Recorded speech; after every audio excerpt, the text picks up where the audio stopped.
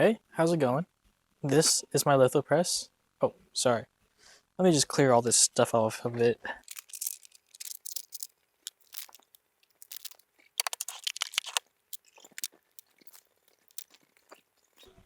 There we go. Now it's nice and clean. And so, I know we get a lot of questions about my litho press, and before I get rid of this thing, I thought I would answer a bunch of questions about the design choices that I made when I built this press and, how I built it way back many years ago.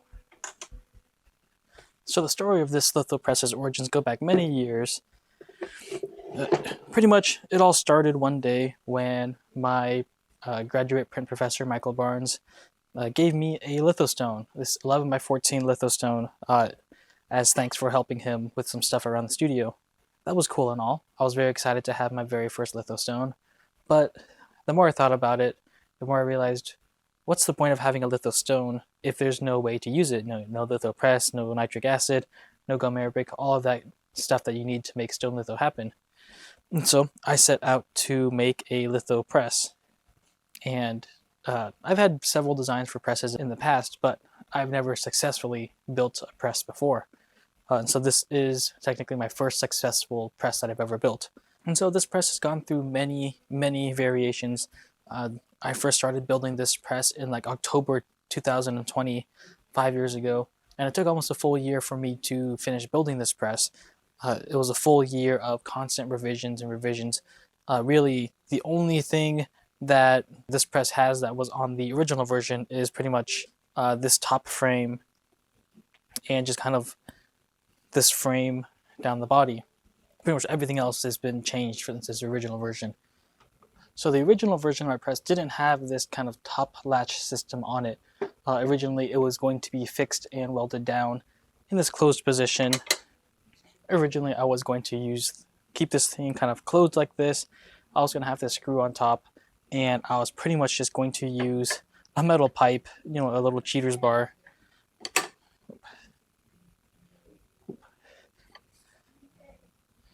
And then literally manually just kind of tighten it and then untighten it every time I needed to engage or disengage pressure. Very similar to like the very first like Gutenberg style presses. Just having that screw and just manually tighten and untighten that screw. And the original version did not have this belt strap system and gear reduction to pull the bed along. You can see here that I turn this wheel and it takes the gears to the other side because I thought the gears would be too dangerous to the side. That was a mistake because now this wheel is too close to the table. But anyway, it goes into here, and then the gears reduces over and over down these little bearing shafts, which have broken many times when I was welding them. I think it ends up being around like a 1 to 12 gear reduction ratio. But I basically pulls this little drum right here, which has a belt that zigzags around and through, attached to the bed. And then when you're done, you basically just have to disengage the wheel. There's a clutch, push it manually back up, and there goes a bag. You can see how inelegant the solution is.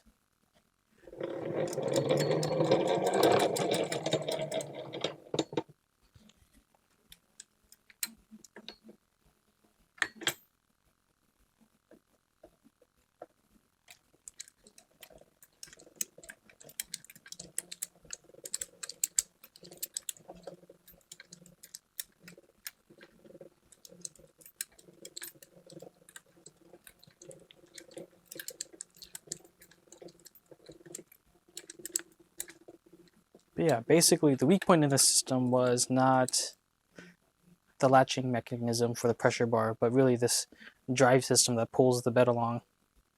It's went through many variations. It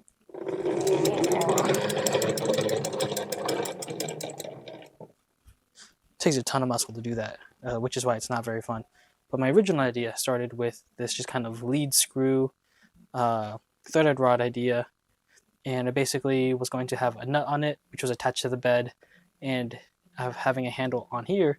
So when I turn this, it'll slowly drag the bed along or push it back. But this was good intention. It was not good in compression. It got very bendy and bent out of shape. So that didn't work.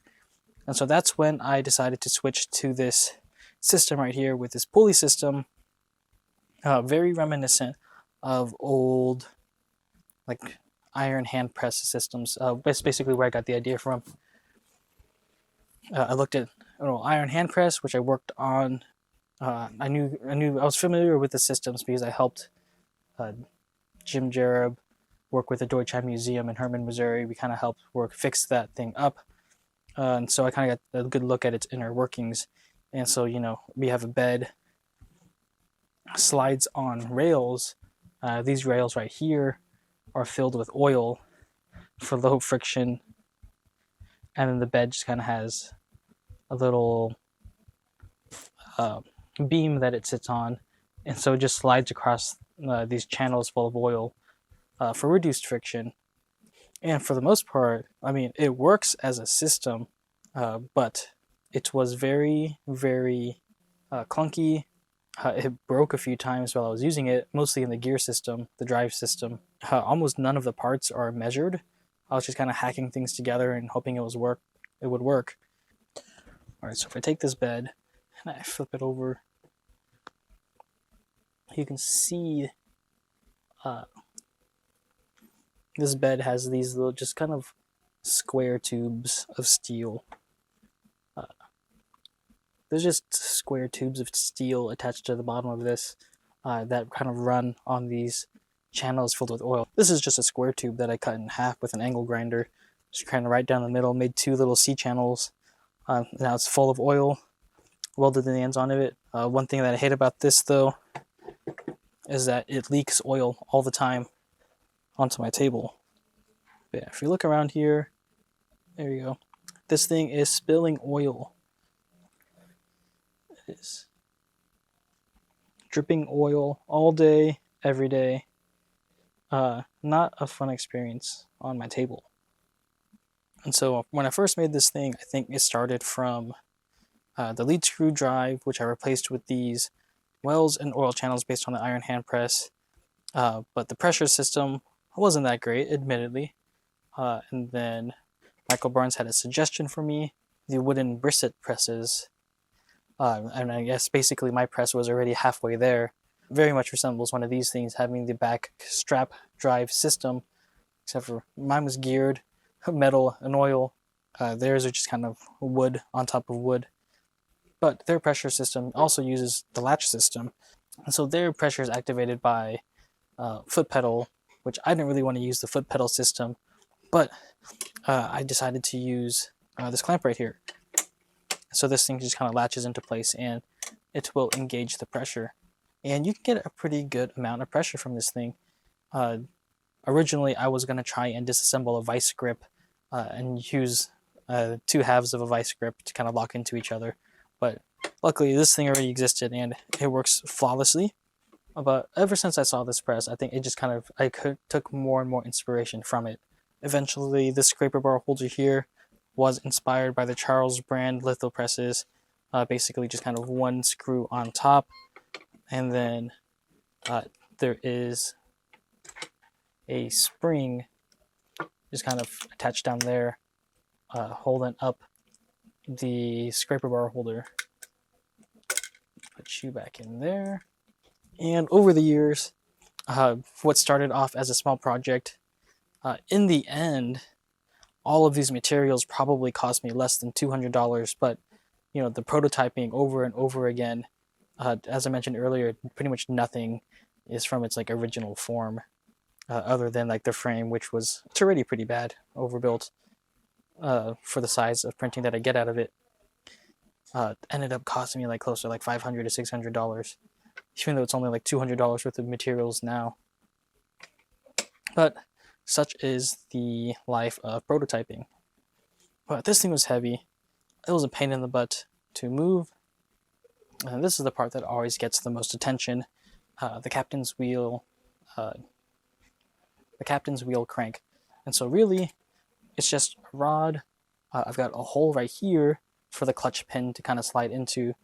And so this is just kind of a generic captain's wheel that I bought off of eBay. I inserted some ball bearings right there to make it spin a little bit smoother. Right here, this is the clutch pin. And so this is just a pin with a tube welded around it to kind of make it a better grip. Hole drilled through there. This handle wasn't added until later. Before, I would always just kind of grab it by the wheels and the spokes and just kind of turn it slowly, but that hurt my hand a lot. And so I added this little wheel that free spins here, but that just slides onto here.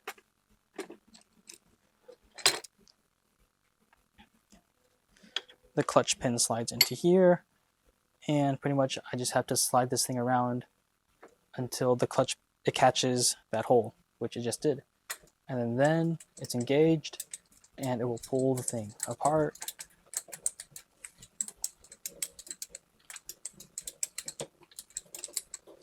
You can see it has a lot of gear reduction, and so it takes forever to send this thing around. Once I'm done, remember to just pull the whole wheel off. Pull the pin out, not all the way out, but just not engaged. And then I can pretty much put my hand on the back of this bed here and push it all the way back.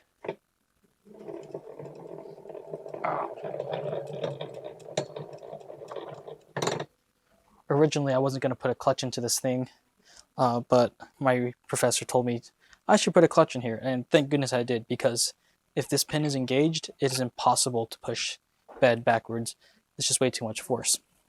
It's already almost too much force if I don't have the pin out, because the gears are still attached and it has to go through all the gear reduction.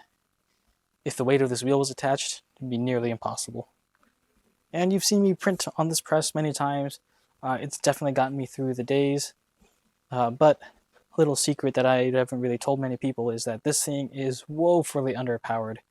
The max I can print with like thick paper, something like a nice BFK Reeves or something like that, only 4 or 5 inches wide. You know, I'm not putting in a 6-inch scraper bar and expecting to print onto thick paper. That's why you see me printing onto thin paper for bigger prints like this, because I need thin paper to pull something off that's like 6 or 7 inches wide. It just can't really deliver enough power to go through that. But is there anything that I like about this press? One, I like the blue color. Oh, fun story about this blue color. I painted this whole press in this Rust-Oleum turquoise blue, and it was beautiful. Then I ran out of spray paint right around up here. I didn't get to paint the top pressure screw or this lock nut right here, or this little back piece add-on right here. I didn't get a chance to paint that because for some reason every store in the US that I checked like Menards in like 3 different states, and they were all sold out of Rust-Oleum turquoise.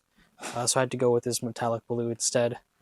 Until recently, I think like just last year, I found they restocked the turquoise blue.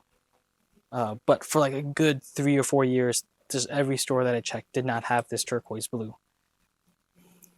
But now it's too late because I'm moving on. 2, I like that it was cheap. I mean, most litho presses cost in the order of, $3,000 plus. But this thing I got for only like $500, so, and like a year of my life. So that's not too bad of a price to pay. Could have been worse. And lastly, I like that it's tabletop. There's not too many presses that you can get on tabletop these days, so it was possible for me to move from grad school, Illinois, all the way back to Kansas City. There's no way I'm moving something big like a Charles brand across state lines. Those things are way too heavy. But it's time to say goodbye to this press. The truth is that I don't really use it very much. How many lithos do you make in a year? And for that matter, I guess, how much artwork do I make in a year? Ever since I started teaching, you've probably noticed that my YouTube video project outputs like slowed down considerably from like weekly to monthly to like now maybe like once every other month. And so maybe I'm making like 6, 10 artworks a year, and how many of those artworks are going to be lithographs? I bust this thing out maybe like 2 or 3 times a year. I mean, it's woefully underused for how much desk space that it takes up. And so I think it's time for me to reclaim my desk space because I have this. The first prototype of some print dude's plastic crab press. The name's still pending. I haven't figured out the name yet. But this thing not only is light, doesn't leak oil, it can fold into a full tabletop litho press. Same lever action as my last press, but much more compact. Same, even bigger print volume than before, much stronger pressure than before. And when I'm not using it, it can fold up and I can take it with me on the go or put it away for storage. I use as a roller on the bottom as the drive system rather than that belt system, and so it's not going to leak oil on my table. While a traditional litho press is nice for a normal studio, the fact of the matter is I'm not printing lithos every day, only a few times a year, and so it'll be nice for me to reclaim my table space, put my press away, and then bust out the litho press when I need it. Before I store this press indefinitely or give it away, I would give it one video to kind of answer all the questions that you might have about this press. I know I've gotten so many questions about this press because I guess it is unique. It looks cool. No one's ever seen it before, so yeah, it makes sense. There were a lot of questions about it. Hopefully, this video answers those questions. Thought I would get this video up out of the way so I could get this thing on out of here and get the new press in the studio. There'll be a video coming soon about this new press that I'm working on, but before I release the plans for this one into the world, I need to do some more testing on, how well does it hold up? What happens if you leave a litho stone on it for, like a month at a time? Will it break? Will it be fine? Will the parts sag? Who knows? It's a bit more of an off-the-cuff video this time, but I hope you enjoyed it, and I look forward to seeing you in the next one.